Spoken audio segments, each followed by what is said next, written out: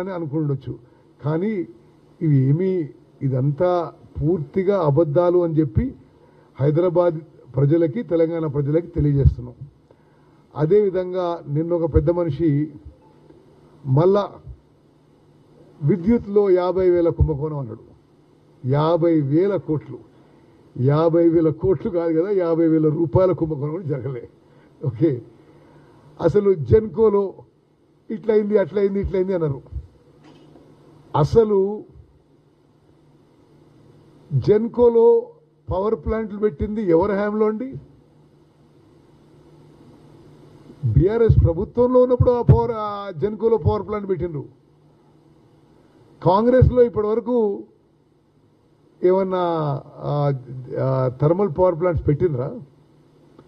అదీగాక తెలంగాణ ప్రజానీకానికి తెలియజేయాలి, 2014లో ఎన్టీపీసీ 4,000 మెగావాట్ల థర్మల్ పవర్ ప్లాంట్స్ వాళ్ళ ఖర్చుతో, సెంట్రల్ గవర్నమెంట్ ఖర్చుతో మేము పెట్టి మీకు కరెంటు తక్కువ ధరకిస్తే అది పూర్తిగా 4,000 మెగావాట్లు ఉపయోగించుకోకుండా ఉన్నది ఎవరు?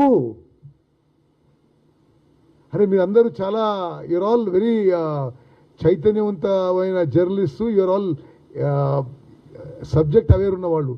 2014లో ఏపీ రీఆర్గనైజేషన్ యాక్ట్ 2014లో ఎన్టీపీసీ ద్వారా 4,000 మెగావాట్లు ఎన్టీపీసీ ఖర్చుతో, కేంద్ర ప్రభుత్వం ఖర్చుతో పవర్ ప్లాంట్లు పెడతామని ముందుకొస్తే అది ఇప్పటి వరకు ఎందుకు పూర్తి కాలేదో ఈ పెద్ద మనుషులు జవాబు చెప్పాలి. ఇట్ ఇస్ అస్టానిషింగ్, అసలు ఆశ్చర్యకరం. మీరు చేసిన లోపాలకి, మీరు చేసిన మోసాలకి, మీరు చేసిన కక్కుర్తికి అసలు భద్రాచలంలో సబ్ క్రిటికల్ పవర్ ప్లాంట్ పెట్టి తెలంగాణకి నష్టం చేసింది ఉందో ఎవరు? కొన్ని ఐఎమ్ ఆన్ రికార్డ్. భద్రాచలంలో భారతదేశంలో సబ్ క్రిటికల్ పవర్ ప్లాంట్స్ పెడితే అది దానికి కోల్ కన్సంప్షన్ ఎక్కువ ఉంటుంది, పొల్యూషన్ ఎక్కువ ఉంటుంది.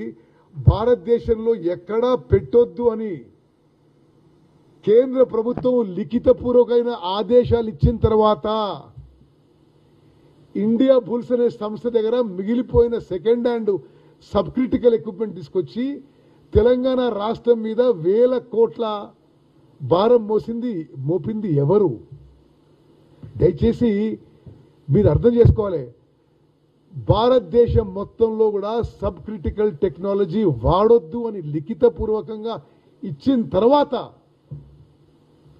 భద్రాద్రి పవర్ ప్లాంట్లో కొన్ని 1,000 మెగావాట్లో sub critical thermal power plant పెట్టి తెలంగాణ రాష్ట్రానికి, తెలంగాణ ప్రజలకి శాశ్వతంగా నష్టం చేసింది బీఆర్ఎస్ ప్రభుత్వం అని చెప్పి నేను ఘంటాపదంగా చెప్తున్నా. అసలు మీరు మీ మోసం, దగ, కక్కుర్తి కోసం కప్పిపోచుకోవడానికి ఎవరి మీదనో బురద జల్లే ప్రయత్నం ఇది పూర్తిగా తప్పుడు విషయం, అబద్ధాలు, అసత్యాలు.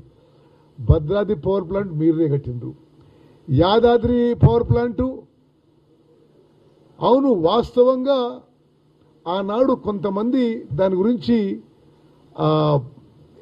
కొన్ని డౌట్స్ ఎక్స్ప్రెస్ చేస్తున్నారు. ఈరోజు ఏమైంది? యాదాద్రి పవర్ ప్లాంట్ కాస్ట్ పెరుగుతూ పెరుగుతూ పెరుగుతూ పోయి ఇప్పుడు Yadadri power plant, Bhadradri power plant కొన్ని సమయాల్లో షట్ డౌన్ చేయాల్సి వస్తుంది. ఎందుకు? దాని నుంచి ప్రొడక్షన్ చేసే power it is too costly. So ఇప్పుడు దాన్ని పూర్తి స్థాయిలో ఉపయోగించే పరిస్థితి కూడా లేదు. ఎవరు కట్టిండ్రు ఈ పవర్ ప్లాంట్స్? ఈ కాస్ట్ ఓవర్ రన్కి కారణం ఎవరు? భద్రాద్రి పవర్ ప్లాంట్ ఏమో అసలు అవుట్డేటెడ్ టెక్నాలజీ వాడి, అవుట్డేటెడ్ టెక్నాలజీ అని చెప్పిన తర్వాత కూడా వాడిన వాళ్ళు ఎవరు? అదొక పెద్ద కుంభకోణం. అది ఇండియా బుల్స్ అనేవాళ్ళు ఎవరి కోసం మ్యానుఫ్యాక్చర్ చేస్తే అక్కడ ఉపయోగించలేదు.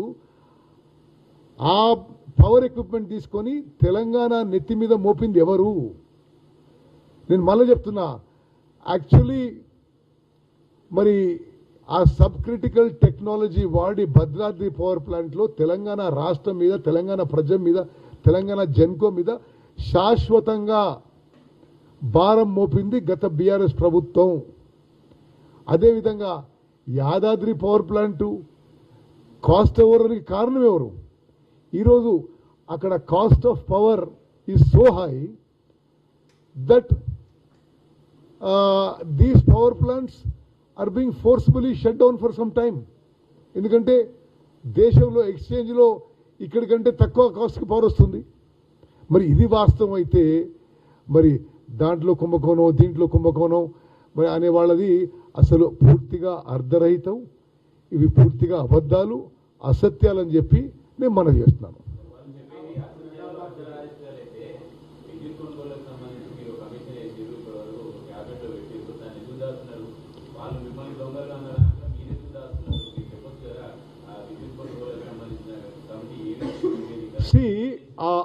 ఆ కమిషన్ వేసింది ఛత్తీస్గఢ్ నుంచి కొనుగోలు విషయంలో. అసలు Yadadri Bhadradri power plant I don't, అంటే నాకంటే ఇమీడియట్గా మీరు అడుగుతున్నప్పుడు నాకు I don't think it is scope of that commission. Okay, ఆ విషయంలో సరే the concern minister, chief minister will respond.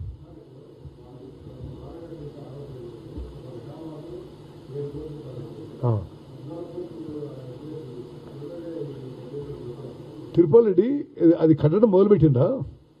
నువ్వు అంటున్న పవర్ ప్లాంట్ అది కట్టడం మొదలుపెట్టిందా? అసలు అది శాంక్షన్ అయిందా? అది గ్రౌండ్ వర్క్ అయిందా? నో అంటే వాట్ ఏ రిడిక్యులస్ అక్యూజేషన్. అసలు దానికి అరే మీరు భద్రాద్రి పవర్ ప్లాంట్లో అసలు ఎంత దోచుకున్నారో మీకే తెలవాలి. బట్ కేంద్ర ప్రభుత్వము, దేశ విదేశాల ఎక్స్పర్ట్స్ భద్రాద్రి పవర్ ప్లాంట్లో సబ్ క్రిటికల్ టెక్నాలజీ వాడొద్దు అని రాసిస్తే సెకండ్ హ్యాండ్ ఎవరి కోసమో మ్యానుఫ్యాక్చర్ చేసిన ఎక్విప్మెంటు మరి ఇండియా బుల్స్తో ఎవరికో ఏ ఒప్పందం ఉందో అంటే వాళ్ళు ఒకరి కోసం మ్యానుఫ్యాక్చర్ చేస్తే అది తీసుకొచ్చి తెలంగాణ ప్రజల మీద భారం మోపింది ఎవరు? అంటే it is such a serious thing. నేను డెఫినెట్గా అది నేను తప్పనిసరిగా డిప్యూటీ సీఎం గారికి, సీఎం గారికి గుర్తు